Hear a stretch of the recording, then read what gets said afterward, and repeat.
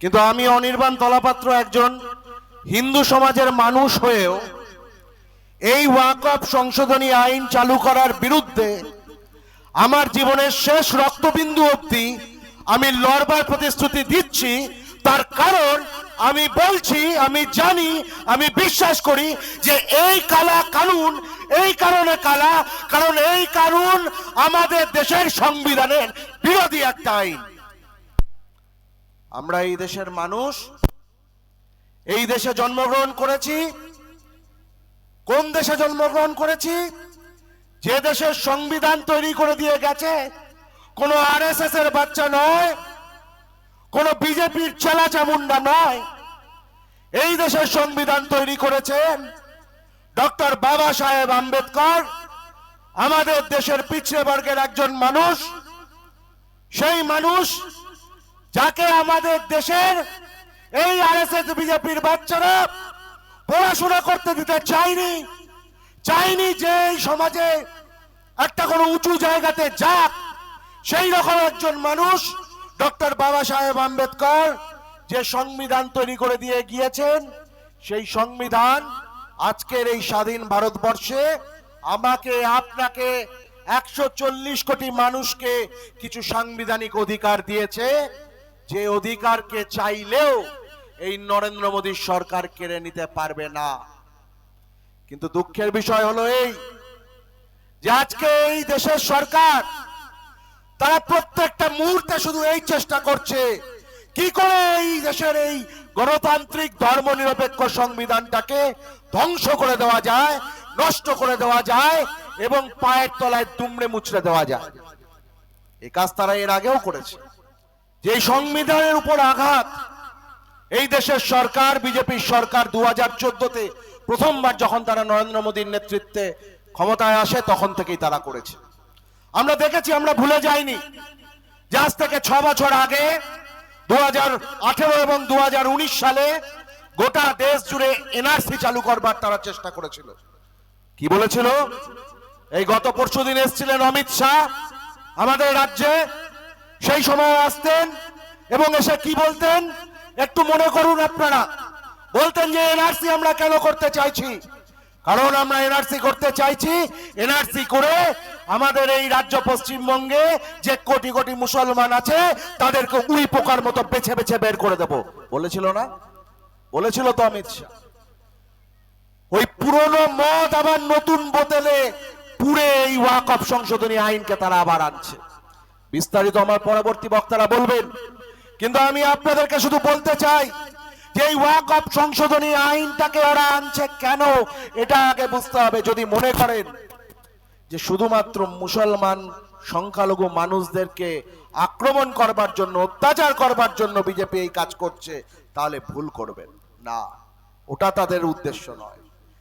এই উদ্দেশ্য তাদের আছে, আরএসএস এর এজেন্ডা আছে এটা, কিন্তু তার পিছনে আসল উদ্দেশ্য হলো যে এই ওয়াকফের মধ্যে যে সম্পত্তিগুলো রয়েছে, যে জমিগুলো রয়েছে, সেই জমিগুলোকে আজকে ওরা হড়প করতে চাইছে। কেন করতে চাইছে? তার কারণ এবারের লোকসভা নির্বাচনটা মাথায় রাখুন। এই লোকসভা নির্বাচনে কিন্তু এই দেশের মানুষ বুঝিয়ে দিয়েছে বিজেপিকে যে গোটা দেশে 50% বেশি মানুষ তারা কিন্তু বিজেপিকে ভোট দেয়নি। আসন সংখ্যার নিরিখে তারা হয়তো একটা সরকার তৈরি করেছে ঠিকই, কিন্তু 50% বেশি মানুষ এই দেশে তারা কিন্তু এই নরেন্দ্র মোদীর সরকারকে ভোট না দিয়ে বুঝিয়ে দিয়েছে যে তারা এই বিজেপি, এই আরএসএস এর সরকারকে এই দেশে চায় না। আর তাই আজকে বিজেপিকে ক্ষমতায় থাকতে গেলে তাদের দরকার দেশের যে সমস্ত বড় বড় ব্যবসায়ীগুলো আছে, আম্বানির মতো, আদানির মতো, গোদরেজের মতো, অম্বুজার মতো, বিড়লার মতো, তাদেরকে, তাদের পয়সাকে আজকে বিজেপির দরকার। কিন্তু এই সমস্ত পুঁজিপতিদের থেকে পয়সা যদি পেতে হয় তার বদলে সরকারকেও তাদেরকে কিছু দিতে হবে। একথা কেন বলছি জানেন? তার কারণ তার প্রমাণ আছে আমাদের কাছে। একটা ছোট্ট গল্প আপনাদের সামনে আমি বলতে চাই। গল্প বলছি এই কারণে, কারণ এই ঘটনার সত্যতা আজকে কোন মিডিয়া আপনাদের সামনে দেখাবে না। আজ থেকে প্রায় 23 বছর আগে এই ঘটনা যখন ঘটে তখন অল্প কিছু প্রথম সারির মিডিয়া তারা এই ঘটনা প্রকাশ করেছিল, কিন্তু সময়ের কালস্রোতে সেই সমস্ত তথ্যগুলোকে আজকে এই দেশের গদি মিডিয়ার মোদী সরকার মিলে চেপে দিয়েছে, কিন্তু ঘটনাটা কিন্তু রয়ে গিয়েছে। বোম্বেতে, একদম বোম্বে মুম্বাই শহরের প্রাণ কেন্দ্রে একটা বিশাল বড় জায়গা একজন মুসলমান জাহাজ ব্যবসায়ী তিনি ওয়াকফে তিনি দান করে গিয়েছিলেন একটি ইয়েতিমখানা তৈরি করবেন বলে। ইয়েতিমখানা তৈরি করবেন বলে মহারাষ্ট্রের যে ওয়াকফ বোর্ড তার কাছে সেই তার অত বড় সম্পত্তি তিনি দান করে দিয়েছিলেন এবং ইয়েতিমখানা তৈরিও হয়েছিল। 1990-এর দশক থেকে 2002 সাল অব্দি সেই ইয়েতিমখানা ওই বোম্বাইয়ের বুকে সেখানে চলতো। সেখানে বেশ কয়েকশো ইয়েতিম বাচ্চারা সেখানে থাকতো, তাদের পড়াশোনা হতো, তাদের পর্যাপ্ত জীবনযাপনের জন্য যা যা দরকার সেগুলো করা হতো। মহারাষ্ট্রের ওয়াকফ বোর্ড তার দেখাশোনা করতো। 2002 সালে হঠাৎ একদিন সকালবেলা জানা গেল যে সেই ইয়েতিমখানাটা আর নাকি হচ্ছে ওয়াকফ বোর্ডের আন্ডারে থাকছে না, সেই ইয়েতিমখানা বিক্রি হয়ে গিয়েছে। সেই ইয়েতিমখানা বিক্রি করে সেই বিক্রি হওয়া ইয়েতিমখানাকে কিনে নিয়েছে এই দেশের একটা বিশাল বড় পুঁজিপতি কোম্পানি। আজকে সেই ইয়েতিমখানার জায়গাতে গোটা এশিয়ার সব থেকে উচ্চতম একটা বিল্ডিং দাঁড়িয়ে আছে, অ্যান্টিলিয়া যার নাম। যেই বিল্ডিং এর মধ্যে 50টা বাথরুম রয়েছে, যেই বিল্ডিং এর মধ্যে নিজস্ব সুইমিং পুল রয়েছে, যেই বিল্ডিং এর মধ্যে বড় বড় বিশাল বড় বড় মাল্টিপ্লেক্সের সিনেমা হল রয়েছে, যেই বিল্ডিং এ প্রত্যেক দিন নাকি 5000 রুটি করা হয়, আমরা সোশ্যাল মিডিয়ায় দেখতে পাই। সেই বিল্ডিং এ থাকেন আমাদের দেশের শুধু নয় গোটা এশিয়ার এবং গোটা বিশ্বের অন্যতম বড় লোকদের একজন মুকেশ আম্বানি আর তার পরিবার। এই আম্বানিরা ওই বোম্বাইয়ের ওই ইয়েতিমখানার জমি, ওই ওয়াকফ সম্পত্তি তারা জোর করে ছল করে ভুল বুঝিয়ে তারা কেড়ে নিয়ে আজকে সেখানে তাদের অ্যান্টিলিয়া তৈরি করেছে। আর আমাদের দেশের মোদী সরকার বলছে ওয়াকফ বোর্ড নাকি এত শক্তিশালী যে কোনো একটা বাড়ির দোরগোড়ায় গিয়ে বললেই নাকি সেটা ওয়াকফ সম্পত্তি হয়ে যাচ্ছে। ওয়াকফ বোর্ড যদি এত শক্তিশালী হতো তাহলে বলুন তো ওই অ্যান্টিলিয়ার মতো খোদ কলকাতার যে বড় বড় জায়গাগুলো রয়েছে সেই জায়গাগুলোকে ওয়াকফ সম্পত্তি হরপ করে আজকে বড় বড় বিল্ডিং হয়েছে, ওয়াকফ বোর্ড পারতো না সেগুলোকে আদায় করতে? আসলে মোদী সরকার যা করতে চাইছে তা হলো তারা এই পুরো জিনিসটাকে আবার ওই এনআরসির সময় যেরকম বলেছিল যে আপনি এই দেশের নাগরিক কিনা তা আপনার এখনকার ভোটার কার্ড আধার কার্ড দিয়ে প্রমাণ হবে না, আপনি এই দেশের নাগরিক কিনা তার প্রমাণ করতে গেলে আপনাকে 4 পুরুষ 5 পুরুষ আগের নথি নিয়ে আসতে হবে, দেখাতে হবে আপনার ঠাকুরদা ঠাকুরদার ঠাকুরদা তারা এই দেশের নাগরিক ছিল কিনা, তবে আমরা মানবো। আজকে ওই বললাম না পুরনো মদ নতুন বোতলে প্যাক করে মোদী সরকার ওয়াকফের যে নতুন আইন এনেছে, আমরা কেন এর বিরোধিতা করছি, আমি কেন এর বিরোধিতা করছি তার কারণ ওরা এই অযৌক্তিক নিয়মটাকে আবার চালু করেছে। বলেছে এই ধরে নিন আপনাদের এই অঞ্চলে ওয়াকফের কোনো একটা সম্পত্তি আজ থেকে কয়েকশো বছর আগে হয়তো কেউ ওয়াকফ করে গিয়েছিলেন, তার সেই রকম কোনো নথি নেই, কারণ ধর্মীয় বিশ্বাসের মধ্য দিয়ে এই সমস্ত ওয়াকফের সম্পত্তি দান করা হয় বহু ক্ষেত্রে, যুগ যুগ ধরে বহু মানুষ করে এসছেন, ফলে তার সব ক্ষেত্রে যে নথি থাকবে তার কোনো মানে নেই। হয়তো এরকম কোন একটা সম্পত্তি আছে। এই নতুন ওয়াকফ আইনে মোদী সরকার বলছে যে ওই কোন কোন জিনিস ওয়াকফ হয়ে আছে ওসব আমরা এখন আর দেখবো না, যত ওয়াকফ সম্পত্তি আছে নতুন করে আমাদের সেন্ট্রালের একটা অনলাইনের ডেটাবেস পোর্টাল হয়েছে, তাতে নতুন করে রেজিস্ট্রেশন করতে হবে। খুব ভালো কথা, রেজিস্ট্রেশন করতে হবে, কিন্তু রেজিস্ট্রেশন করতে গেলেই হচ্ছে মুশকিল।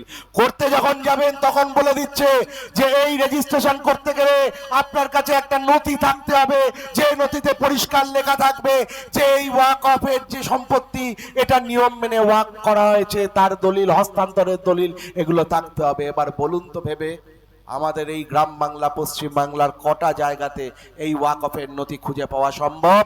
এবং তার থেকেও বড় কথা, আমরা যে কথা বলতে চাইছি তা হলো এই যে আমাদের দেশ সংবিধানে বলা আছে 14 নম্বর ধারা, 15 নম্বর ধারা, 25 নম্বর ধারা, 26 নম্বর ধারা জেনে রাখুন আপনারা, কারণ বিজেপির কথা শুনে যে সমস্ত হিন্দু ভাইরা মনে এই আনন্দ পাচ্ছেন যে এই তো বেশ ওয়াকফের সম্পত্তিগুলোকে এবার কেড়ে নেবে মোদী সরকার, ওই তো মুসলমানদের একটু টাইট দেওয়া যাবে, তারা যদি এই ধরনের কথা বলে তাহলে তাদেরকে এই কথাটা বলবেন, চোখে আঙুল দিয়ে দেখাবেন যে আমাদের দেশের সংবিধান, বাবা সাহেবের সংবিধান আমাদেরকে অধিকার দিয়েছে এই দেশের প্রত্যেকটা মানুষ, সে হিন্দু হোক আর মুসলমান হোক, খ্রিস্টান হোক আর বৌদ্ধ হোক, জাত ধর্ম বর্ণ ধর্ম নির্বিশেষে প্রত্যেকটা মানুষের অধিকার সমান। ধর্মের নামে, জাতের নামে, বর্ণের নামে মানুষে মানুষে বিভেদ করা যায় না। তাই আজকে যদি মুসলমানদের ওয়াকফের জন্য আলাদা কোনো নিয়ম করতে হয়, আমি অনির্বাণ তলাপাত্র প্রশ্ন করছি ওই মোদী সরকারকে, তাহলে শনি মন্দিরের জন্য নিয়ম কেন হবে না? তাহলে গির্জার জন্য নিয়ম কেন হবে না? তাহলে গুরুদ্বারের জন্য নিয়ম কেন হবে না? নিয়ম যদি হতে হয় প্রত্যেকটা ধর্মের জন্য হোক, আর যদি তা না হয় তাহলে কোনো ধর্মকে আলাদা করে বৈষম্যের মুখে ফেলা যাবে না। আজকে এই বৈষম্যের মুখে ফেলতে চাইছে মোদী সরকার। এবং তার থেকে দুর্ভাগ্যের বিষয় হলো এই যে যখন তারা এই বৈষম্যমূলক আইনটাকে কেন্দ্রে চালু করতে যাচ্ছিল, তখন আমাদের রাজ্য থেকে মুসলমানদের মসিয়া বলে যে রাজনৈতিক দল আছে, যারা 1 বছর আগে লোকসভা নির্বাচনে এই আমাদের রাজ্যের সংখ্যালঘু মুসলমান ভাইদের থেকে ঝুলি ঝুলি ভোট নিয়ে ওই কেন্দ্রে গেছে, সংসদ ভবনে গেছে, তারা এই সংখ্যালঘু বিরোধী, মুসলমান বিরোধী, বৈষম্যমূলক সংবিধান বিরোধী আইনের বিরুদ্ধে কি করলেন? প্রশ্ন করতে হবে তো, প্রশ্ন করতে হবে তো। আপনারা যারা ভোট দিয়েছেন তৃণমূল কংগ্রেসকে, আপনাদেরকে প্রশ্ন করতে হবে তৃণমূল কংগ্রেসকে যে কেন যখন গোটা দেশে ওয়াকফ নিয়ে আলোচনার জন্য মোদী সরকার তারা একটার পর একটা মিটিং ডেকেছে সাংসদদের নিয়ে, 17টা মিটিং হয়েছে, বিজেপির সাংসদেরা 14টা 15টা 16টা 17টায় উপস্থিত, কংগ্রেসের সাংসদেরা 12টা 13টা 14টায় উপস্থিত, আম আদমি পার্টি, শিবসেনা প্রত্যেকটা দলের সংসদেরা তারা ওই মিটিং গুলোতে একাধিক মিটিং এ 12টা 13টা করে উপস্থিত। আর আমাদের রাজ্যে তৃণমূল কংগ্রেস মুসলমানের মসিয়া সাংসদেরা কেউ 10 সংখ্যা পেরোতে পারলেন না, কেউ 10 সংখ্যা পেরোতে পারলেন না। উপরন্তু যে মিটিং সব থেকে গুরুত্বপূর্ণ ছিল, যেই মিটিং এ জেপিসির সামনে তৃণমূল কংগ্রেসের সাংসদ কল্যাণ বন্দ্যোপাধ্যায়ের বলা উচিত ছিল যে আমরা এই ওয়াকফ আইনকে মানি না, এই আইন দেশের সংবিধান বিরোধী, সেই মিটিং এ উনি হাতে একটা কাচের গ্লাস ভেঙে মিটিং ছেড়ে বেরিয়ে গেলেন। আমার রাজ্য পশ্চিমবঙ্গের সংখ্যালঘু ভাই বোনেদের হয়ে সংসদে বলবার দায়িত্ব যাদের ছিল, তারা পিঠে ছুরি মারলো আমাদের রাজ্যের মানুষের। এই জবাব তৃণমূল কংগ্রেসকে আগামী দিনে দিতে হবে, কেউ ছাড় পাবে না এর হাত থেকে। গোটা দেশ জুড়ে ওয়াকফের বিরুদ্ধে আন্দোলন হচ্ছে। আমাদের রাজ্যে দিদিমণি বলছেন এখানে আন্দোলন করা যাবে না, দিল্লি যেতে হবে। আমরা বলছি আমরা দিল্লি কেন, জাহান্নাম অবধি চলে যাব। দিদিমণি আপনার পায়ে ধরছি, আপনি আপনার রাজ্য বিধানসভাতে অন্তত এই প্রস্তাবটুকু তো পাশ করুন যে আমাদের রাজ্যে ওয়াকফ আমরা চালু করতে দেব না। একটা অন্তত গভর্নমেন্টের নোটিফিকেশন তো দিন, যাতে লেখা থাকবে যে পশ্চিমবঙ্গে ওয়াকফ সংশোধনী আইন চালু হবে না। তাহলে আমার রাজ্যের সংখ্যালঘু ভাই বোনেদের মনে একটু হিম্মত আসে, শরীরে একটু বল আসে, আগামী 1 বছর বাদে নির্বাচন, আবার ঘাসফুল নিয়ে সকলে ছুটবে। কিন্তু আপনি তা করছেন না, বলছেন না এ তো কেন্দ্রের ব্যাপার, আমরা কি করে করব। কিন্তু দিদিমণি, ওই মিথ্যের ঝুলি দিয়ে বেশি দিন মানুষকে বোকা বানানো যাবে না। আমাদের দেশের একটি রাজ্য তামিলনাড়ু নাম, সেই তামিলনাড়ুতে তামিলনাড়ুর মুখ্যমন্ত্রী এম.কে. স্ট্যালিন তিনি তার রাজ্য বিধানসভায় এই আইন পাস করিয়ে নিয়েছেন, এই গভর্নমেন্ট নোটিফিকেশন বের করে নিয়েছেন যে যেখানে যা খুশি হয়ে যাক, তামিলনাড়ুতে ওয়াকফ সংশোধনী আইন চালু হচ্ছে না। আর আমরা এমন দুর্ভাগা এই পশ্চিমবঙ্গে, বছরের পর বছর আমরা ভোট দিচ্ছি, বছরের পর বছর ওই তৃণমূল কংগ্রেস মা মাটি মানুষ জিন্দাবাদ বলে ভোটের দিন আমরা বোম মারছি, পেটো মারছি, কিন্তু যখন আমাদের বিপদ, যখন আমাদের ঘর বাড়িকে কেড়ে নেওয়ার চক্রান্ত করছে ওই আরএসএস বিজেপি, তখন এই রাজ্যে যাদেরকে আমার পাশে থাকার দরকার ছিল আজকে তাদের চিহ্ন আমরা দেখতে পাচ্ছি না, বরঞ্চ তারা আমাদেরকে চোখ রাঙাচ্ছে। ওয়াকফ নিয়ে আন্দোলন করবি, এখনই কিন্তু পিছনে পুলিশ লাগিয়ে দেব। তাই বলছি বন্ধু, সামনের যে সময়, এই সময় অত্যন্ত ঠান্ডা মাথায় বিবেচনা করে ভাববেন যে এই যে আইনের বিরুদ্ধে আন্দোলন, এই আন্দোলন কোনো রাজনৈতিক আন্দোলন আজকের দিনে নয়।